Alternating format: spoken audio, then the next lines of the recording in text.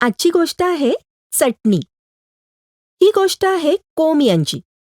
तेव्हा तुम्ही सगळ्यांनी ही गोष्ट लक्षपूर्वक ऐका. कारण या गोष्टीवर आपल्याला चर्चा करायची आहे. कोथिंबीर आणि लसूण यांची चर्चा सुरू होती. कोथिंबीर म्हणाली, "मित्रा, आपण एक दिवस मोठे होऊ." लसणाने तिच्या बोलण्याला दाद दिली. कोथिंबीर पुन्हा म्हणाली, "मग आपलं पान तोडून ते घरी घेऊन जातील आणि जेवणात वापरतील." तेव्हा लसूण म्हणाला, "एकदम बरोबर बोललीस तू. एक आजी ना रोज इथे येते आणि आपल्याला अगदी प्रेमाने बघते."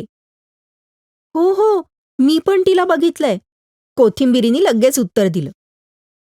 "मी ऐकलंय की आजीला कोशिंबीर आणि लसणाची चटणी खूप आवडते."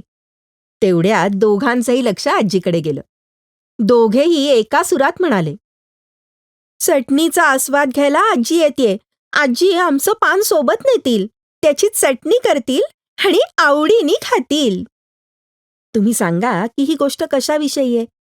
कोथिंबीर आणि लसणामध्ये काय बोलणं सुरू होतं? तुमच्या घरी कोणत्या कोणत्या चटण्या बनवता? कुणाला तरी विचारा आणि लिहा.